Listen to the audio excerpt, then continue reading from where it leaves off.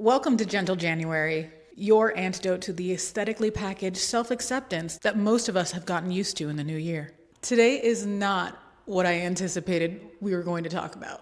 In fact, I had a whole thing planned and I had all of it written out, but that is not happening today. A series of events had to go wrong for me to end up recording this version of Gentle January today, and that's what we're going to talk about. So get comfy because today we are addressing perfectionism. January is the perfect time to talk about perfectionism because it's the time that most of us are setting new goals, setting up new intentions, and looking at a clean slate of a year. Whether or not you struggle with internalized perfectionism, January can actually dredge up perfectionism you didn't even know was there. You may get so into the weeds on your 2026 bingo card or 2026 punch card or the perfect setup for crossing off the calendar dates in your planner that you never actually get to what you're trying to get to. You may sit down to record the third or fourth or fifth video in a series that you're doing that makes you deeply uncomfortable and realize that your mic is dead and think that you should give up on doing that. I'm just saying these are all random. I don't have any attachment to any of them. They could be anyone. I think when we talk about perfectionism, sometimes we're like, I'm such a perfectionist.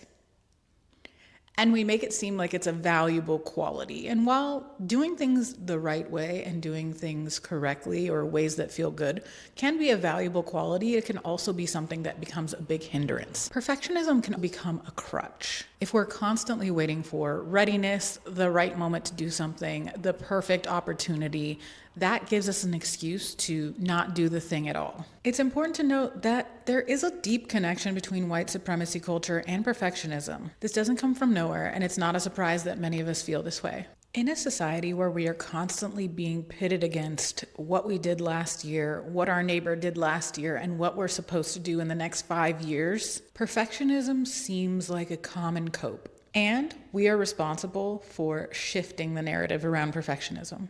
If you are someone who has always been in that cycle of perfectionism and deeply holding on to something, you may also really resonate with the idea of being uncomfortable. A lot of people want to hold on to something until it's really good, don't want to release anything until it's perfect because they are uncomfortable with the idea of people judging them based on that product. It could be a video, it could be wearing a new outfit, it could be a project that you're doing at work, a slideshow. Most of the time, it's not that serious. But internalized judgment and internalized perfectionism is keeping you from releasing it.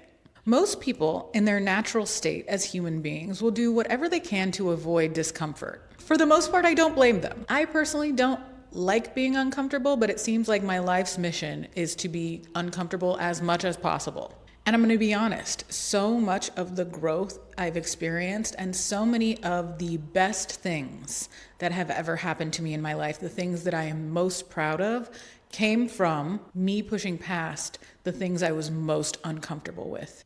Discomfort evolutionarily has a place in our lives, but if it becomes the main reason that we avoid doing those big things and tackling those big goals, it can be a hindrance. Perfectionism can also impact our relationships deeply. If you never allow anyone to help you because they're not going to do it the exact right way you want it, you will end up overwhelmed, overworked, and very lonely. Ask me how I know. Sometimes we have to allow the people in our lives who love us and who we love to help us in a way that is not exactly how we would do the thing. And it's so inconvenient and painful, but that discomfort is exactly where growth happens. I promise you I am one of the least comfortable people you have ever met in your life. I could be uncomfortable about anything. There was never going to be a time and place where my readiness and my comfort level were equivalent and ready to go and ready to launch. I realized at one point in my life, if I was ever going to do anything that I was excited about and that I was really looking forward to, I was going to have to bring my discomfort with me. I was just going to have to get comfortable being uncomfortable. And I'm doing it now, and I'll be doing it for the rest of my life. The antidote to perfectionism is unseriousness. If you are a Level Up member, or if you have been around me for any amount of time, you know that unseriousness is my way of being. Maybe it's because I'm a Sagittarius, maybe it's because I'm the eldest daughter with ADHD.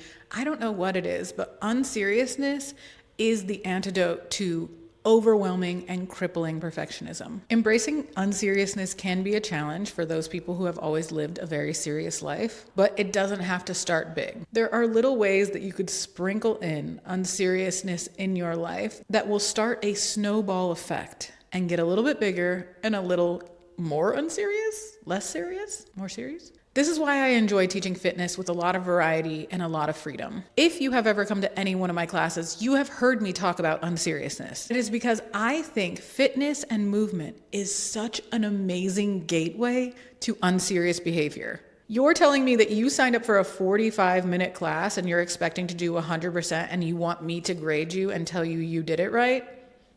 It's not that serious.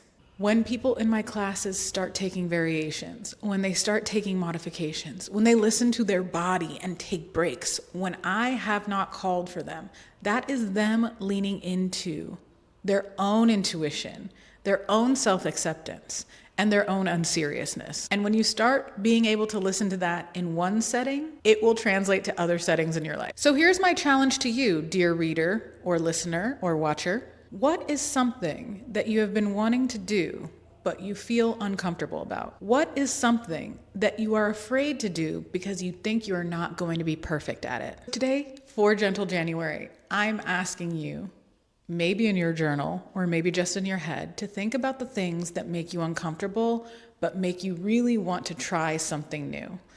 Think about the things where perfectionism is not allowing you to move forward.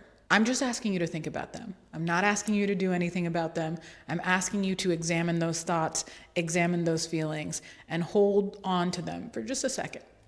If you made it this far and you haven't gone kicking and screaming into the other room because you don't want to hear it, I love you so much. Congratulations. We are at the end of today's Gentle January. My mic, still alive, still blinking like it's gonna die. My hair, still fabulous. Both of us, still alive. I can't wait to talk to you again. Love you so much. Bye.